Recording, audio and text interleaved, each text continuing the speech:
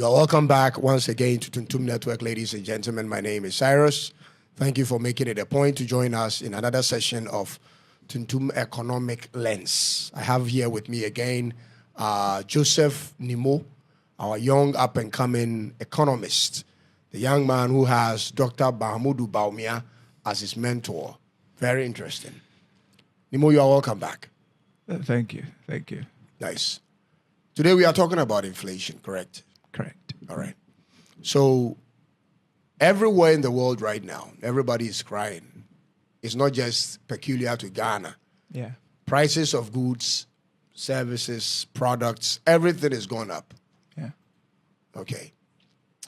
Everywhere in the world, people are blaming their government. For that, many presidents have lost their seats around the world. Including U.S. Including the U.S. I mean, everywhere in the world. Countries have changed more than 2 presidents. Okay. So this phenomenon is not just Ghanaian problem. But Ghana is having a fair share of ours. Ours is even worse because we depend so much on importation. Everything suggests that prices are just going to go up. Nothing shows that Ghana's prices at any point will come down because we are not actually producing anything. How does it look like in terms of the overview of Ghana's economy, looking at prices of today and prices in the next maybe 6 months or by the end of the year? Does it look like we may experience twice the prices we are seeing now or maybe more? Or do you think something may happen because there's a new government? Do you think something may come up that may cause this new government to start something new that may probably, let me use that word, cause the inflation to rather go down? What do you think is ahead of Ghana in the likelihood of the next 6 months or 1 year? Okay. In the first place, I will thank you so much for the opportunity and greetings to all viewers as well. And thank you for coming back to the Tuntum Economic Lens. I've been thrown into the realm of my presentation. Inflation is detrimental. It's necessary. In fact, inflation is necessary at all points. An economy must experience inflation at all costs to motivate producers, supply, because if there is no price increment, nothing motivates suppliers. So it's necessary. But we have this normal saying that too much of everything is bad. That is why we have thresholds that you shouldn't cross. If you cross, you are in excess. And Ghana is of no exception with regards to the countries crossing the inflation threshold. But before we move on or we dive into it with the analysis, what is likely to happen and what have happened during the comparison, let's take a look at inflation in the 2 main points or in the 2 main types. We have what we call the demand pull inflation, push inflation. And we have what we call the cost push inflation. Now, these are the 2 forms of inflation that we experience. When the prices of commodities goes up, what causes them? 1, it can be that the cost of producing that particular commodity has gone up. And if the price goes up, my fellow producers don't bear the prices or don't bear the cost. They push it to the consumers through prices. And as a result, the price might rise. That is what we are terming to as the cost push inflation. Now, with this particular type of inflation, we can deal with it. Although the solutions might be a bit difficult to handle or take, but we can deal with them. And dealing with this particular type of inflation, we have 2 policies coming from 2 separate bodies that we need to prioritize. We have what we call the fiscal policies, which has to do with the government with respect to the Ministry of Finance. So any policy to combat inflation or any policy on the country's economic management coming from the finance ministry, the government, has to do with fiscal policies. And we have what we call the monetary policies, which has to come from a separate entity we call the central bank or the Bank of Ghana. Let's look at what the government can do through fiscal policies in terms of cost push inflation. Now, when there is a cost push inflation, the government can simply subsidize. When there is a hike in fuel cost, product, the government can subsidize the cost by paying part of the price for consumers or by paying part of the cost of production for producers so that they can reduce the prices for consumers. That is one. Is the government of Ghana doing that? No. Currently, the government is not subsidizing any petroleum product. In fact, with regards to subsidies, I don't actually know what the government of Ghana is doing in that particular regard, linking it to the previous administration and the current administration as well. Now, let's also look at the second, which is the exchange rate. The government can invest in forex, stabilize exchange rate, that's all. If you want to get cost push inflation down, stabilize your exchange rate as we are talking about. Try to eliminate, or if you can't eliminate, minimize depreciation as much as you can, and you can combat cost push inflation. And the other day we couldn't talk about it. We have the government of Ghana, current government, Mahama administration, investing about $200 million in forest trading. That is forest investment. That is very good. If you invest in forex, you may be able to get something. Forex is where we buy the currencies, keep them for future use, so that it won't be when the price have rise that we are going to buy them. So it's good. The government can involve itself in forex trading to stabilize the currency. It's quite good for us. And I commend the Mahama administration for doing that particular investment. But $200 million is not good. It's not enough. He can do more. So we wish for more on that. I think that what you are describing here now is a very clear example of a textbook lecture you are giving us. That is not what people want to hear. Okay. What you said initially was inflation is good.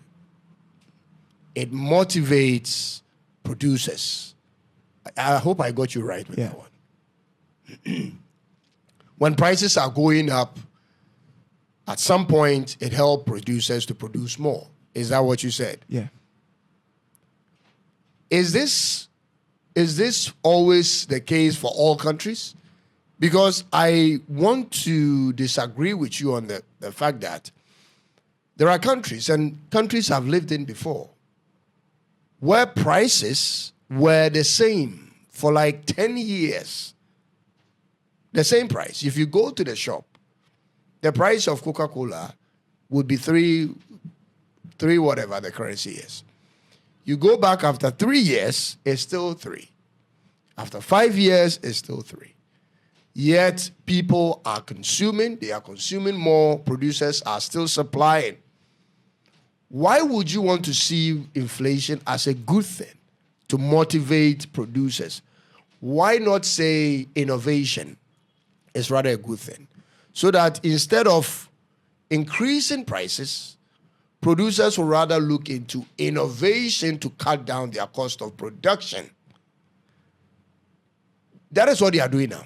Instead of hiring 20 people and paying them to produce X amount of products, they hire 5 of them, add some form of AI or technology to help them so that they don't have to pay people anymore. And then they can sell the same product at same price and same quality. Sometimes they are looking for alternatives to replace some of the ingredients in the product so that it cut down costs. But when you say inflation is a good thing, it throws me off because it looks as if In major countries in the world, prices had always been stable. And it never demoralized producers. It rather kept producers producing. When they know when I produce X tonnage of goods or raw materials, this is the standard price. So in their minds, they are clear of each standard price according to their tonnage. How do you come to that conclusion that inflation is a good thing? Okay.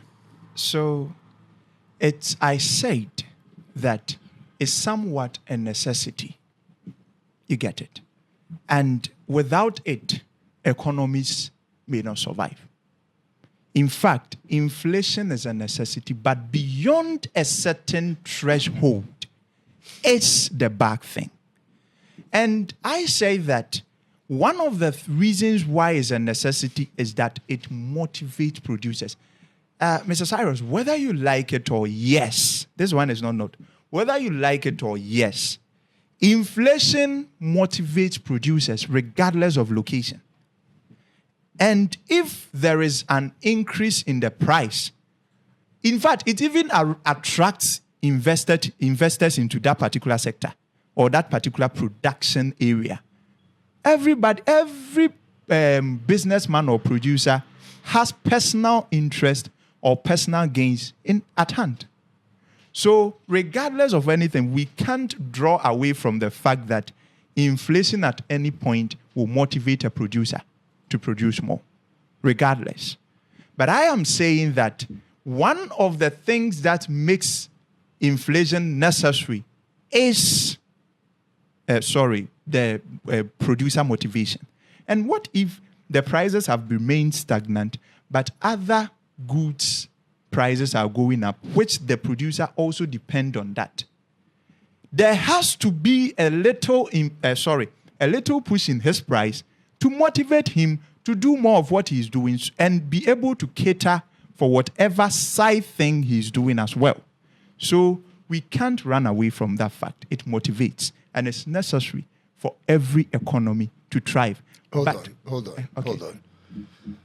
When inflation is to motivate producers, okay, have you also considered when inflation may motivate producers on one hand, but when the people's purchasing power is still low, it means your prices have gone up, but sales has dropped?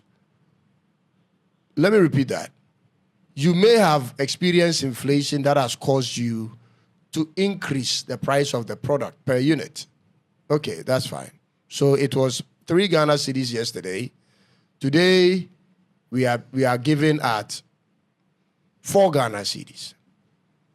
My question is, when the purchasing power of the people hasn't increased, the number of units they used to buy before, because you have increased your price, is going to reduce. And that's so how does it benefit a people when their purchasing power remains the same, but prices goes up? That is where I get the point that, see, increasing price from 3 cedis to 4 cedis is too much. We are talking about economies that experience 3% inflation, year-on-year inflation, 5% year-on-year inflation. This is from 3 cedis to 3 cedis 20 pesos, or from 3 cedis to even 3 cedis 50 pesos may be manageable. That one will never reduce revenue or will never cut down revenue. You mean sales? Sales. That is the particular point I'm talking about. Now let me explain. Let me explain in that particular regard. Now, if we say that inflation is 5%, 3%, it's necessary, and this is why we are saying that. If there is that hike, consumers feels it not. If the price increases from 3 cedis to 3 cedis 20 pesos, you don't feel it that much. You don't see any pain adding that up to it. And even if you fail to add it up, my brother, the price increment is going to cover that deficit that is going to be created. So I am saying that it's necessary, but beyond a certain threshold, like we have 11% for the developing countries. If you go beyond that, in fact, it discourages even producers, not even talk of consumers, because it cuts down their revenue. That is where it cuts down revenue, when it goes beyond what it's supposed to be. That is where it cuts down revenue, because it reduces purchasing power drastically. And revenue will be cut down. So in that particular case, producers don't even wish for it. Do you think Abozo Kai, what do you call it, and all these producers, businessmen in Ghana, they are comfortable with the inflation situation currently? But we may say inflation motivates them. But beyond the threshold, even producers are not happy, because it will end up cutting down revenue, as you are saying. That is the case where revenue will be cut down, not the manageable inflation aspect, where we are experiencing 5%, 3%, like Ukraine. When the Ukraine-Russia war, still experiencing 5% inflation. When I checked somewhere last year, it's good. In fact, it's manageable. You get the point. So we shouldn't say that inflation at any point will be detrimental, but it's beyond a threshold is what we call detrimental.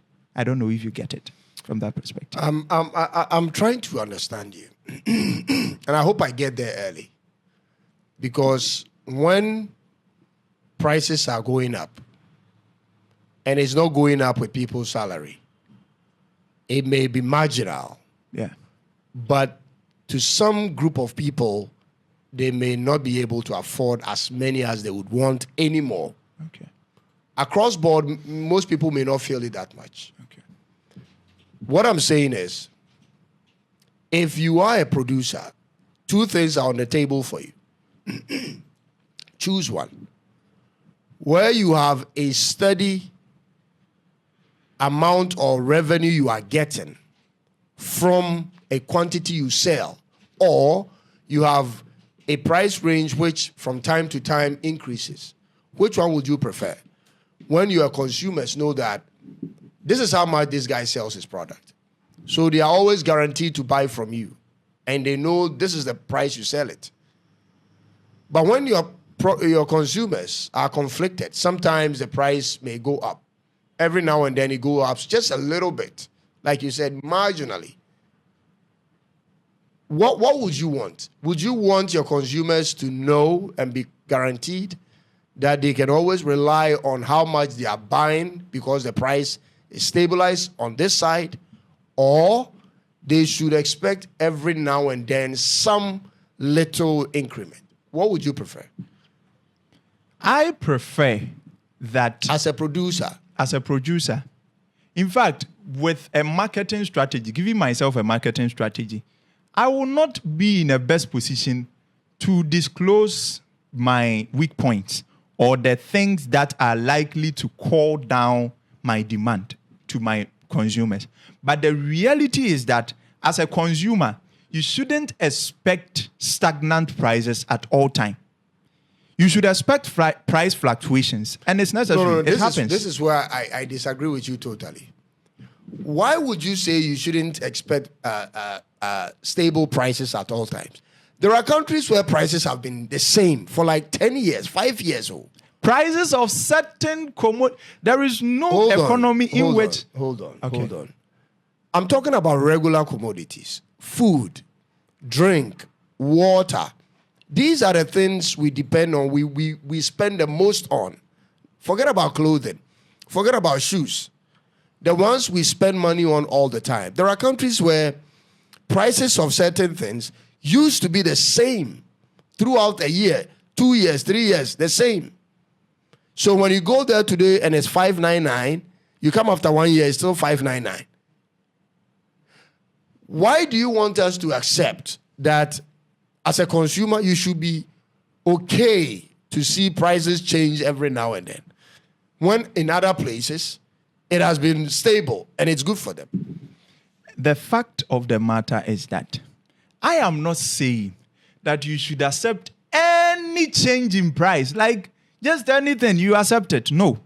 And I am also saying that there is no economy that have calculated inflation. In fact, general inflation and has not been able to record a figure year on year, there is no economy. It means that although not prices of everything goes up, prices of some things remain stagnant. But at the end of the day, there is inflation in the economy. With regards to a particular commodity, there is inflation. No country or no economy is not recording figures. So I am saying that at a particular figure, it is okay for everyone. For that one, we should not doubt that fact. At a particular figure, it is okay for everyone. But at a particular figure, regardless of you being a producer or a consumer or a government, you are not okay. That is the point I'm trying to make. That at a particular figure, although it affects consumers, but at a particular figure, it's okay for even consumers. But at a particular figure, like going beyond your threshold, and even the threshold that is set for developing countries, it is questionable. So for that one, even if you are hitting the threshold, you are not performing well. It is affecting everybody. So I am concerned about inflation with regards to the particular figure that inflation rate is having, and not inflation in general. I hope I'm making some sense with that. And I conclude on that particular side by saying that inflation is necessary, but beyond a certain threshold is the problem. Economies recording 5% inflation rate are okay. With regards to producers, consumers, will be okay. But a country like Ghana recording nothing below 20% is not okay for us. And we should set up and manage our finances and our economy well. All right, let's move on. Okay. So moving on to the monetary policies, I don't think for cost push inflation, the Bank of Ghana can actually do anything about it. In fact, they have no hands in that. Even if they implement their policy rate hike and stuff, it's not going to help. It's going to further worsen the case. So let's go to where they can help. Where they can help is the demand pull inflation. For the demand pull inflation, they can help. But with that, what is the help? The demand pull inflation comes when there is excess demand for the commodity exceeding supply. And if there is excess demand, it means the people has the purchasing power. Because demand in economics is not defined by you just wanting the commodity. It's by you wanting the commodity and having the means to get it. So if we are talking of demand, it means you have the money. So if there is excess demand, it means the people has the purchasing power. But the producers are not able to meet that particular demand quantity. So this is what happens. It means the people have money. So the Bank of Ghana or the central bank needs to come in and take money out of the system by probably increasing policy rate, which is interest rate, to take more money from the people. Or it can come in with, what do we call it? What do we call these things? Monetary policies like selling more treasury bills, selling more bonds to get investment from the people so that the people can come and buy all these things and the money will get out of the people. But this is not the case of Ghana. Ghana has never experienced this. In fact, if we see Ghana's inflation is mostly cost push. So if we see the Bank of Ghana hiking policy rate and selling more treasury bills, bonds to take money from the people, if we see the government increasing taxes, and here it can be indirect taxes, it should be direct taxes. And if we see the government reducing expenditure just to combat inflation, I don't know what the government seeks to do, because that is not the problem of Ghana. Ghana, we are far away from demand pull inflation. And so the government needs to sit down and analyze what particular type of inflation Ghana is having and deal with it accordingly.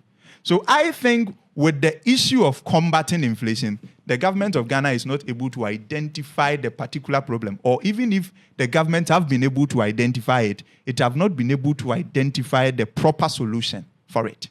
Now, with you knowing all that you know, okay, and with you having Dr. Baumia as your mentor, I don't know why you're laughing. I will laugh. I will have to. Okay. Yeah. And with all the economists that we have in Ghana, Okay. you don't think they know these things, and they may have put in some measures which didn't work? Okay. Because Dr. Mahmoud Baumia was an economist. And the way you are saying it, he should already know this. Yeah, he should. Okay. If he did or did not do anything about it, let's put that one aside. If you were in his shoes and you understood exactly what you are saying now, and there is something to do to change Ghana's inflation, the rate at which it's rising, what would you do different? Okay. In fact, I have a lot to do differently. Now, I will identify that Ghana's type of inflation is cost push. It is the cost that is push. If you go to Abosokai, it's the importation cost that is pushing it. And as a government, I will have to reduce taxes, reduce importation duties, so that it will reflect in the cost of that particular commodity, so that the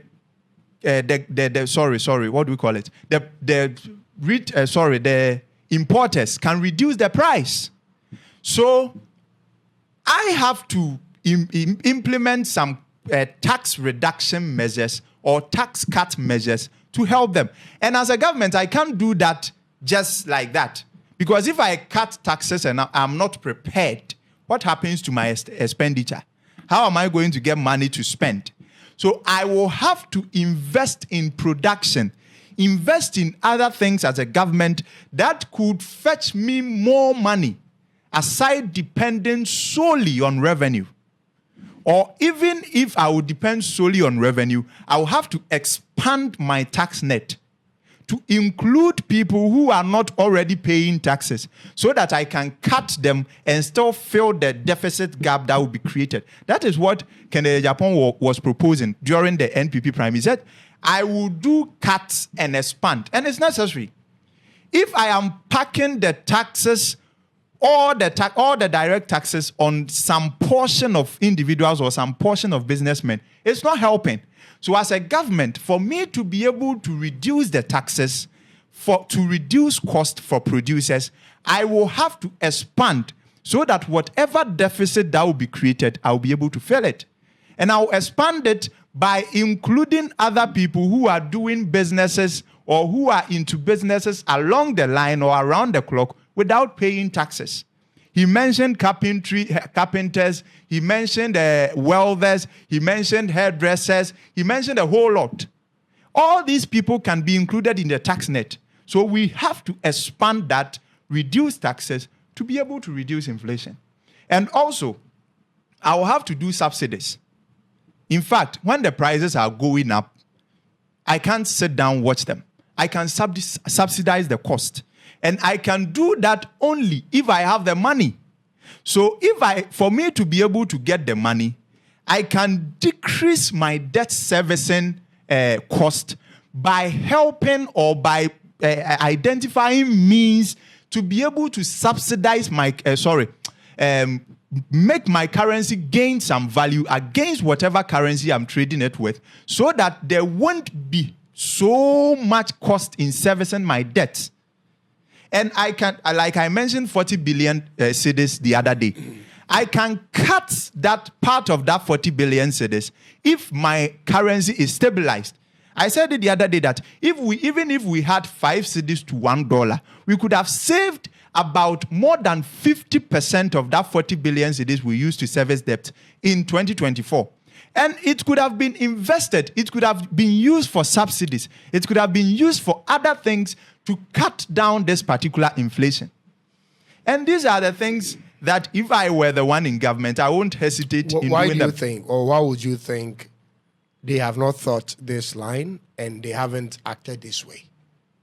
Have they? They haven't. No, From my so what is the reason behind why they haven't?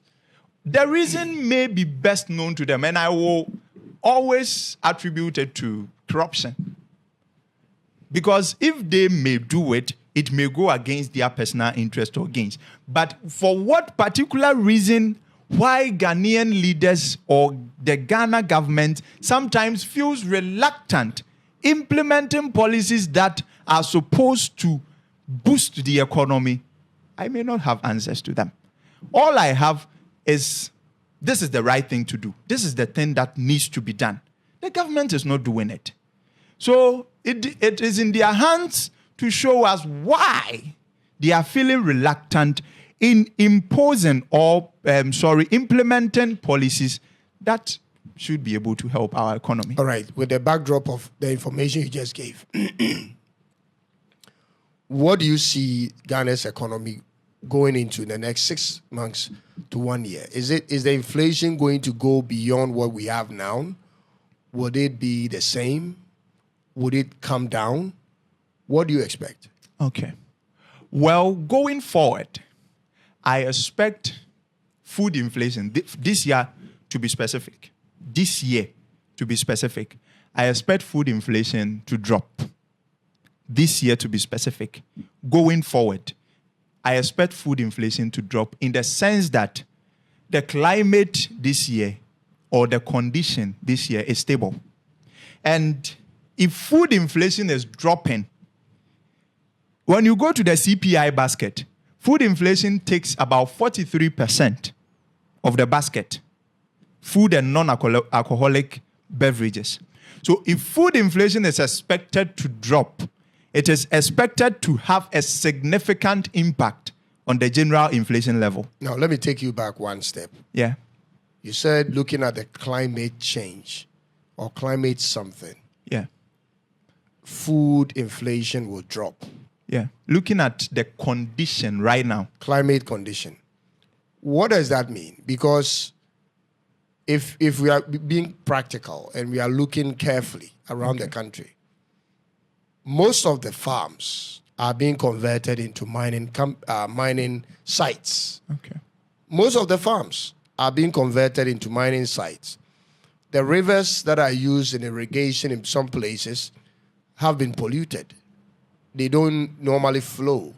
Some rivers have been diverted to some other locations. There are a lot of challenges we are having with agriculture where the government is not really intervening at this point. At this point right now, I don't know of the future, the nearest future.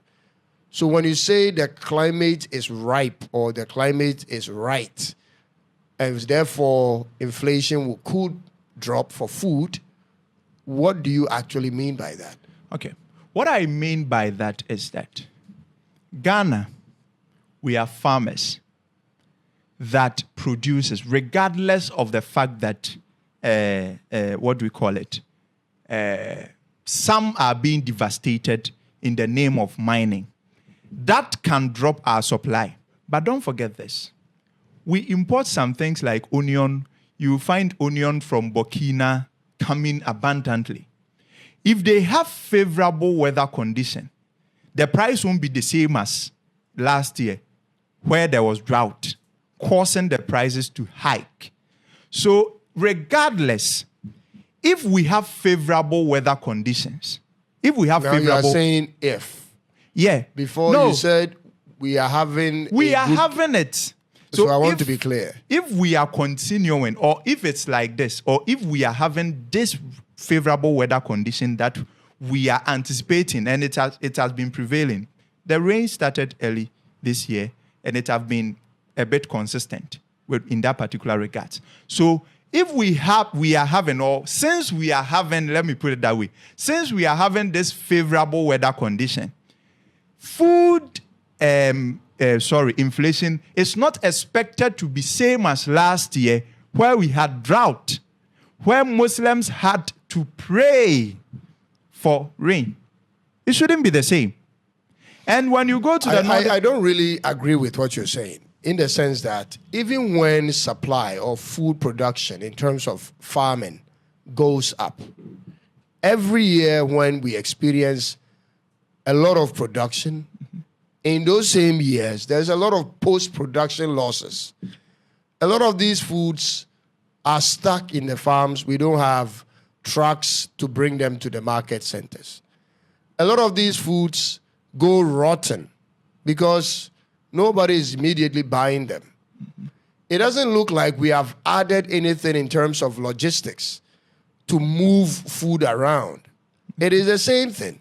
So if the system to move food around is the same, there has not been any railways, no farm roads that have been constructed to make it easier, and you still think by way of the rain falling, food will be abundant, and for that reason, prices will be driven down, I'm suspicious. Because last year, for instance, even though there was drought, in the Asante Achim area, somewhere around September, October, I traveled to the place.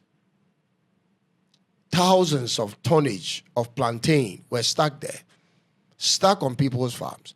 These are not places too far or too much in the interior of the forest or anything like that. Asante Achim is between the eastern region and the Ashanti region. That's why I went to school. I went to Augusta State College. Okay.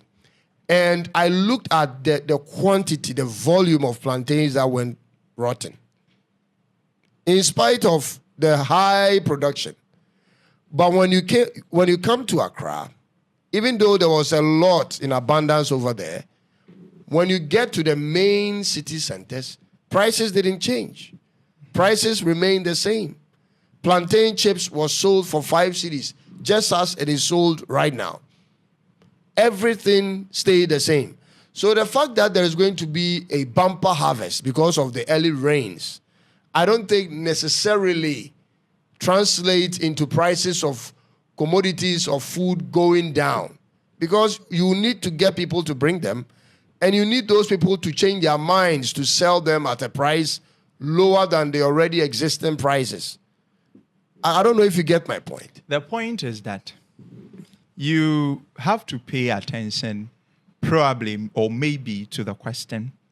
You gave me a period that looking at Ghana's inflation for the next 6 months.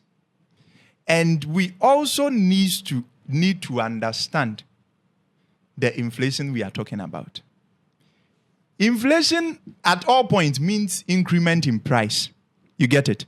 So I picture that in the next 6 months, as you gave me the question, there is going to be a bumper harvest from this climate or weather condition we are having. And if it continues in the next 6 months, prices are not going to fall. In fact, Ghana, and if prices are falling, we are not talking about inflation, we are talking about disinflation. So I'm not saying that prices are going to fall, but I'm saying that the percentage of the price that will be added to it will not be the same as what we experienced during the drought season. You get it? Because when you are talking about inflation, at all costs, there needs to be increment. I'm not saying they have to be decrease. They need to be increment. But the percentage of the price that is going to be added to it is going to decrease. Because as we calculated, I think for December 2024, we had about 23%.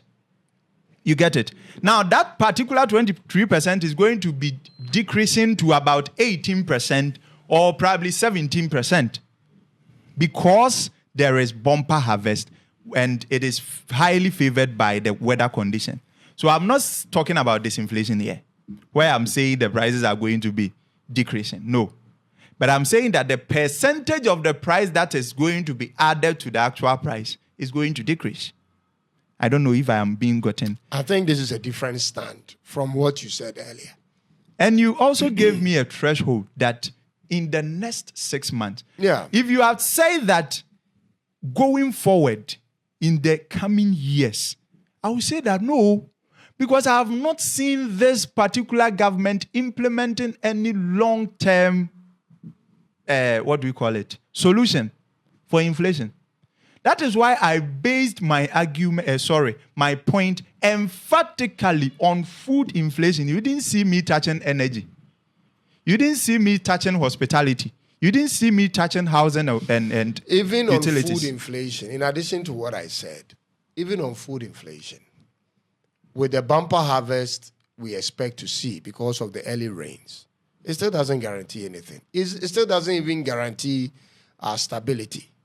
To me, the reason why it still doesn't guarantee stability is because apart from the staple foods that we grow here, the rest of them are all imported.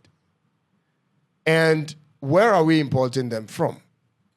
A commodity like cooking oil. We import it outside of Africa. And prices are just going up. So even if we are able to produce cassava, maize, plantain, whatever locally, the things that we add to it are mostly imported from outside. Yeah. And those ones, we don't have control over them. Yeah. Prices can easily go up, and it will mess up whatever stability we may be experiencing here because of the bumper harvest we have. So, because we are not putting in any real measures in the long term, and whatever predictions people come up with, I look at the numbers and I laugh. Yeah. Because you have not done anything. You have not literally done anything practically to make it look like what you are saying is going to happen. When it comes to the fact is that when it comes to statistics and data presentation, history matters and trend matters. So if you see them coming up with those predictions for the bumper harvest season, you shouldn't be surprised because we deal with history and we deal with trend. And we deal with what has happened before, what have been the trend.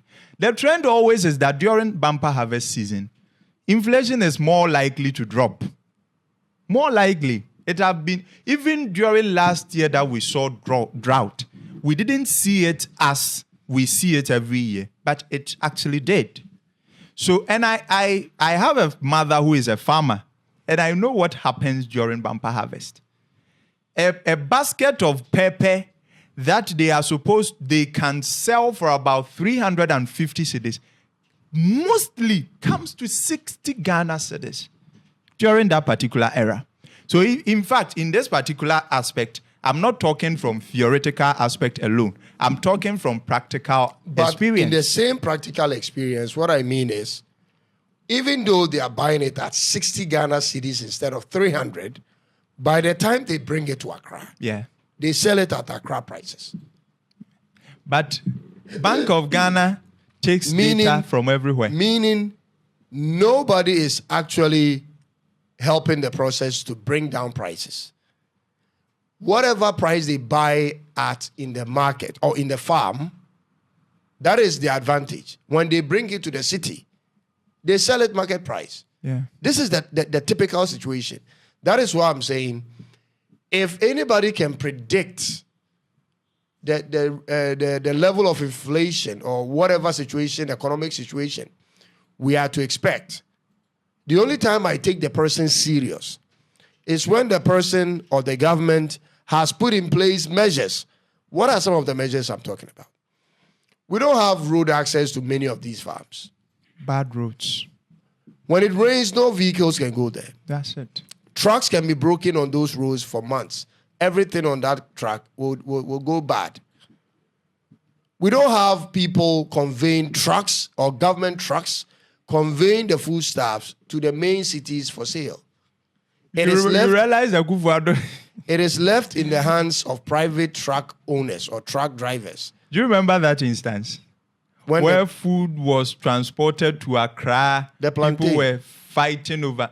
I did an episode on that, and I think that was the most shameful, lowest point Ghana ever came to. That minister, Akoto Osei. Yeah, Osei Akoto. That was the lowest Ghana came to, because he had been a minister of agriculture for like 6 years up to that point, 6 years or 7 years, and all that while, he didn't see the need for Ghana to go into plantation farms. He's waiting. And when the drought came and there was shortages in Accra, he just moved a truck to someone else's farm. Imagine if he went there and there was no one's farm available to sell. There is nothing like they themselves putting the country in a position to depend on our own supply. It is always left in the hands of peasant farmers, of regular people, of people whose acres of lands are very small. And on any given day, these guys may not be motivated to farm. Yeah. They may sell their lands to gold miners. Their lands may not be yielding as much. Anything can happen. You cannot depend on such an economy to make projections. That is why I don't take predictions seriously.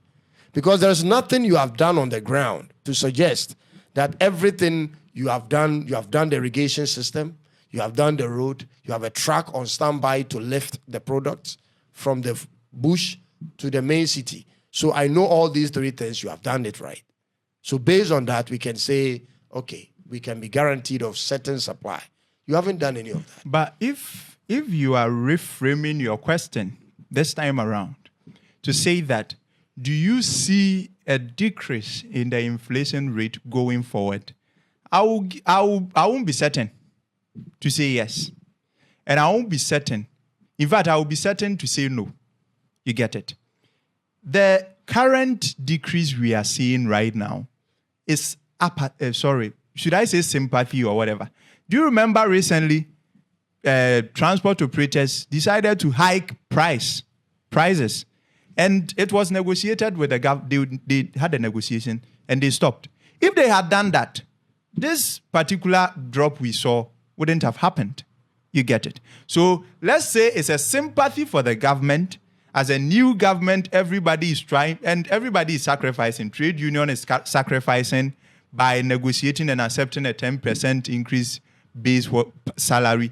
Everybody is sacrificing. So we are supposed to see some, improvement. But when it gets to the point that, the people will be tired, drivers will not listen to you anymore. This particular government have not done anything that can secure him a spot in that particular regard. I must say that. And this will also move me to the point of impact. Or even before I move to the point of impact, let me look at the CPI and that particular base year thing. If you will recall, let me take you into history. When MPP came to office, you see the economy started giving good figures somehow. And if you will recall and you were watching their arguments or their debates with NDC, whenever they will start mentioning figures, you will see these NDC people. But these are rebased figures. These are rebased figures. This doesn't mean the economy is performing. And I think those were one of the weapons the MPP used to blind Ghanaians when they came into office. But later on, they were exposed. When we talk about rebasing, whenever calculating inflation, we have a particular year. We term the year as our base year. So we are using the prices in that particular year to do our calculation for this year. Now, let's check it out. If that base year is 2000, check the prices in 2000. We will be recording about 150. By now, we will be recording about maybe 500%. What do we call it? Inflation rate. So when MPP came, the first thing they did was to rebase, take the base year up a bit. So they took it up when they came into office to aid them, and it's a necessity. As time goes on, we need to be doing rebasing. So immediately they came, they took the year up. So when they brought the year up, now the prices are a bit close. It's not the era where the goods were so cheap. So anytime they do rebasing, you will see GSS figures showing improvement. And that's not what it is. You get the point? So anytime we are calculating inflation, the base year matters. Currently, Ghana is having 2021 as our base year. So the economy should be, in fact, GSS reports should be encouraging by now. If we had 2016 as our base year, I bet you these figures will be overwhelming. So currently that we are having 2021 as our base year for CPI calculation, you see the figures. That is why I say that these research works, although they matter, but they don't matter that much. Using 2021 as your base year to calculate for 2024 figures, my brother, you will be getting figures that are encouraging. So this should even show that the economic managers are not performing. Because if we are using 2021 and we are still not getting our threshold, what happens if we are using 2016? What happens if we are using 2015? We will be recording more than 100% by now. We should know that. So our economic managers are not managing the economy well. And we should, in fact, pay attention to that. You make it look like all the economic managers were schooled in the same school, taught by the same lecturer, examined by the same institution, and given certificates by the same body. They are not. And it couldn't be that all of them are not getting it right. Is there something that they are not seeing properly? Because it has not been just one economic manager. It has been the NDC, MPP. Yeah. It has been Seth Tekwe, and it has been Oforiatta. It has been Baumia. It had been Misa Atta. It has been Mahama. It has been Nanado. Different personalities. Certainly, they are not different. They are not the same. Certainly, they are not the same. How come that even though we are switching leadership, switching economic managers, the outcome is the same? Are we switching parties? Parties, yes. It's the same thing, but we reverse them every 8 years. Duopoly. So you don't expect any changes? No. What I mean is, the personalities in the parties are switched. Even though it's the same party, now we don't have Seth Tepe. We have, what is it, Cassiel Atuforsen. Good. Before it was somebody else, Ken Oforiatta. So even though the parties are the same, the personalities are different, but the outcome is still the same. And so it means they all have something in common. If the outcome are the same, although the personalities might be different, but they should be having something in common, and that is mismanagement, corruption. They all have it in common. NPP has it. NDC has it. And until we get someone who is able to change that narrative of laziness in government and corruption in government, we will still have the same outcome. So I will tell you that we are having different personalities, but as you mentioned that we are having the same result, it means that those personalities should be having something in common. And that thing should be identified as a government that is driven by personal gains, party gains, personal interests, party interests, leaving the priority of the citizens behind. That is what NDC and MPP has in common. Tell me I'm lying. I concur with that. They do. I agree with that. So if they are having the same results, their personalities should be different, but they should have something in common. And until they change that, they are not going to make it. So then let me ask you a question outside of that. Do you see any personality or leader, president, who will come in and do any different? Okay. Now, apart from the NDC and the MPP, outside of these two? Outside of these two, there is no one. No one. In fact, outside of these two parties, no political party is serious in Ghana. No one. Even if they have the potential, they don't know how to get the power to lead us. No one. NDC and MPP, as it stands, is not having a competitor. As we sit, all Ghanaians should start praying for is to get a personality within this party that will have a different mentality to change the narrative. Because Ghana standing at the moment, building a third party is not in our minds. And it is something we should change. But since as we are in waiting for that, we should pray that within NPP and NDC, someone should emerge and prove to Ghanaians that the party entirely is not corrupt. I can stand out and change the narrative. Until that is done, third party, we don't have it. Someone may mention Cheddar. Cheddar didn't come in as a serious candidate. Cheddar didn't come in having anything serious about him. He came in, you just come and look at Cheddar after elections. Someone who wants to be president after elections you've lost. And boom. Have you seen him before? No. So should we classify this as a competitor? In fact, will Cheddar come back in 2028 to come and be on the ballot paper expecting a vote? No. Not even a message to your followers. Wow. We don't know. Mr. Cyrus, we need to go on a 40-day fasting and prayers. Pray that someone should emerge in this particular MPP and NDC to change the narrative single-handedly. That's all. Apart from that, there is no hope. Maybe it's coming, but I have not seen it yet. So, I see. Maybe it's coming. Maybe the hope is coming. But I have not seen it yet. If you tell me that if we take 2024 ballot Let paper, me ask you this. So, with all the manifesto explanation that the new force went around giving with their 12 pillars, there was nothing in there that you thought made them look serious? Okay.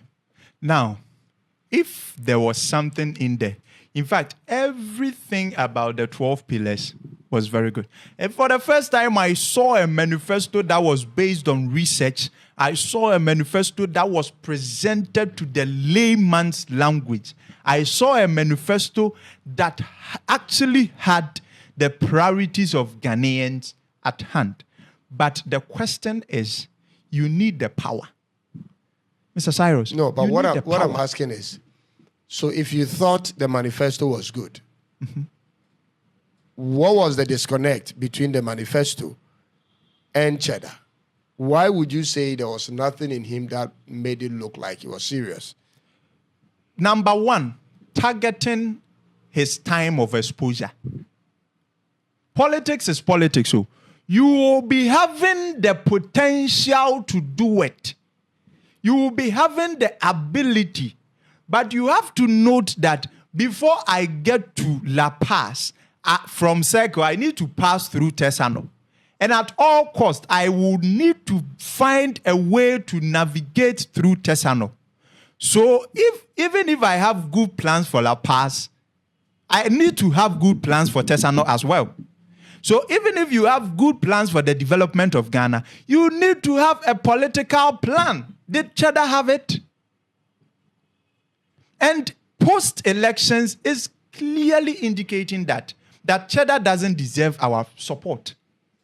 Because not even to I learned about 80,000 votes when they were announcing the uncompleted results. 80,000 votes, 80,000 voters. You have nothing to tell us? You have nothing to tell them? No, you can't be. You need to have a plan for politics before you even think of getting Ghana developed. All right. I hope I'm making sense with that. No, it's totally acceptable. I think there is merit in what you're saying, in the sense that when you are determined to be a political leader, like Cheddar was, the idea must be clear. The roadmap must be laid down. This is what I'm going to do. I need this number of years to prepare myself. When I come, this is my message. These are the places I target. When I win, fine. If I don't, this is my second plan. All of that will have to be structured properly. Yes. So that it doesn't look like you are rushing things. Yeah. Right? And so that you don't make people's effort go unappreciated. You see. So there is some merit to what you're saying. And I hope he's listening so that he can perhaps do something to rescue the whole situation. But let's bring the whole thing to an end, my brother. Ghana's economy in the hands of John Dramani Mahama. Ghana's economy in the hands of Nana Addo Dankwa Akufo-Addo. In whose hands are you more confident in? I'm not confident in any of them. In fact, I was not confident in what do we call it, Mohammed's administration prior to Akufo-Addo's administration. That is why at that time I was not old enough to vote. But I threw all my support for Akufo-Addo. Every support, fiber of support I had in me, I threw it to Akufo-Addo. And Akufo-Addo came, I had no, for the 8 years he spent, I was not satisfied with anything. With anything. I was not satisfied. So, Mahama coming back, I am still not confident in his government. With regards to the Mahama I know, I am not so much confident in his government. Unless he proves me wrong. Unless he does. But as it stands, all those performances, I'm not in for it. Your final words before we go. Well, my final words will go to many dimensions. First, to my dear politicians. Ghana is for all of us. Ghana doesn't belong to one person. If it is no more today, we are also no more. Personal interest needs to be prioritized, but not at the expense of the people who voted you into office. We need to really prioritize the job we've been given and the mandate the people have handed over to us, and sometimes try to consider their emotions and their standard of living. To my favorite and cherished audience, I will thank you very much for taking time to follow us and getting the attention we need for us. We plead that you continue to do same, and we promise that as time goes on, we'll be giving you more beautiful contents that deserves your attention. We will plead you follow, like, and share. All right. Thank you very much. Please remember to subscribe if you haven't done this already. Like and leave a comment if you have one. We'll come your way again with another one. Until then, Nimo, thank you for coming. Thank you so much. God bless you, and it's bye-bye for now.